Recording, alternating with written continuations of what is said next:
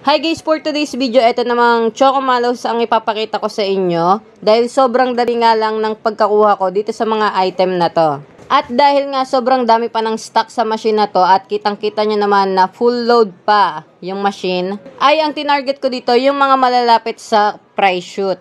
Ang kagandahan pa nga dito dahil puno nga yung laman ng machine, kahit binabato ng claw yung item ay nagpapagulong-gulong na lang yan papunta sa price shoot, kaya nakakakuha pa din.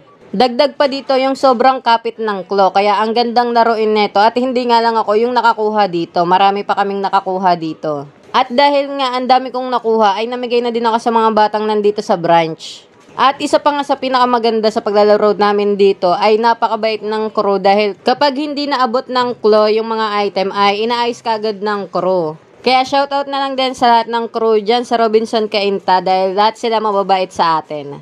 So ayun guys, wala naman masyadong technique na kailangan dito dahil nga sobrang dali lang niya laruin. Dahil kadalasan isang play ay isang item yung makukuha. So minsan pa nga ay dalawa pa yung nakukuha namin.